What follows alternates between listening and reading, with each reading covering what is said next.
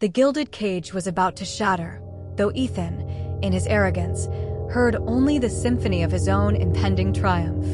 He thought he knew everything about his life, about his destiny. He was wrong. The grand, oak-paneled room, heavy with the scent of old money and hushed expectations, was set to expose a truth far more complex and brutal than any playboy could imagine. What happens next will truly shock you. Get ready, because this story is packed with secrets and betrayals you won't see coming. We love hearing from you, so drop a comment below and tell us where you're watching from. And for more intense tales of justice and revenge, make sure you're subscribed and have notifications turned on. Now, let's claim this midnight story. Ethan Sterling, draped in an expensive suit that barely hid his disdain for formality, tapped his foot impatiently. The lawyer, Mr. Finch, a man as dry as old parchment, cleared his throat. We're gathered today for the reading of the last will and testament of Arthur and Eleanor Sterling. Ethan barely listened. He knew the drill. It was all his. The sprawling estate, the international businesses, the seemingly endless flow of funds he so expertly squandered. He was their only son, their heir. He'd made sure everyone knew it, from the top-tier boutiques where his credit cards sang, to the exclusive clubs where his laughter was the loudest. Responsibility? That was for other people. He was born to inherit. Mr. Finch droned on about charitable donations, about distant cousins getting trinkets. Ethan rolled his eyes, stifling a yawn. Get to the good part, old man. Then, Mr. Finch's tone shifted. Now, regarding young Ethan Sterling. It is with a heavy heart that I must reveal a long-held secret, one that Arthur and Eleanor guarded closely. Ethan sat up, a flicker of irritation replacing his boredom. What now? Ethan, your biological parents, Marcus and Sarah Vance, were not just close friends with Arthur and Eleanor. They were also their business partners in a venture that, while prosperous, attracted dangerous enemies in the shadowy corners of the world. Mr. Finch paused, adjusting his glasses.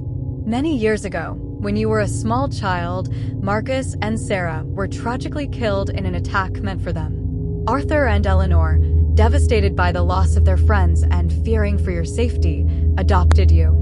They felt an immense, secret responsibility to protect you and raise you as their own, never wanting you to bear the burden of that dark truth. Ethan's world tilted.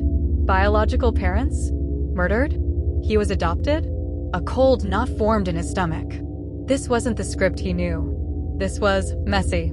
He opened his mouth to protest, to deny, but Mr. Finch held up a hand. However, this deep responsibility they felt for you does not negate the existence of their own flesh and blood. Ethan's eyes narrowed. What was he saying? The majority of the Sterling estate, including the primary residence and all controlling shares in Sterling Global, is hereby bequeathed to their biological daughter, Lila Sterling.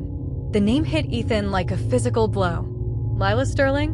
Who in the blazes was Lila Sterling? He sprang to his feet, chair scraping loudly. What? This is a joke. I'm their son. I'm the heir. Mr. Finch remained impassive. Lila Sterling is Arthur and Eleanor's daughter, born before their marriage and raised quietly overseas to protect her from the initial threats that surrounded their business. She has lived a modest life, unaware of the full extent of her parentage until recently. She is now 25 years old. A daughter. A secret daughter. Overseas. And she was taking his fortune. His inheritance. His entire future. Rage, hot and blinding, surged through Ethan. This wasn't just about money. It was about humiliation, about being replaced, about everything he thought he was, being stripped away by a ghost. He stormed out of the office, ignoring Mr. Finch's calls. For days, he paced his now uncertain mansion, the luxurious walls feeling like they were closing in. He called his lawyers, threatened, yelled. But the will was ironclad. Lila Sterling was real, and she was coming. A plan, dark and desperate, began to form in his mind. He couldn't let her take it. He couldn't let anyone take it. He needed it back. He needed her gone. He learned Lila was due to arrive in a week. He tracked her flight, her temporary accommodation, a modest apartment downtown, not the mansion he expected. He studied her schedule, her habits, through hired eyes. She was quiet, unassuming, everything he wasn't. Perfect. One moonless night, Ethan put his plan into motion. He decided on a robbery gone wrong scenario at her temporary apartment. He donned dark clothes, gloves, a ski mask. He felt a thrill, a twisted sense of purpose. This would fix everything. He would be the sole heir again. He snuck into the building, his heart pounding a frantic rhythm. He picked the lock to her apartment, entering the silent, dark space. He crept towards the bedroom, a heavy, ornate paperweight clutched in his gloved hand. He could see a form under the covers. He raised his arm, a snarl on his lips. "You took what was mine," he whispered. But before he could strike, a blinding light flooded the room. "Freeze! Police!" Ethan froze, caught like a rat in a trap. Uniformed officers burst in from every direction. The figure in the bed was not Lila, but a dummy, expertly placed. And standing in the doorway, calm and composed, was Mr. Finch, alongside a young woman with piercing, intelligent eyes. It was Lila.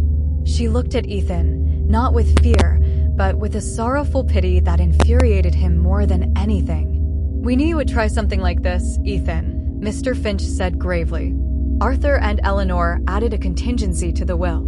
A clause that disinherits any beneficiary who attempts to harm another. "And they also left something for you," Lila said softly, stepping forward. She held out a simple, framed photo. It was of a young Arthur and Eleanor, beaming, holding a baby, Ethan. Beside them, smiling, were two other young people, his biological parents, Marcus and Sarah.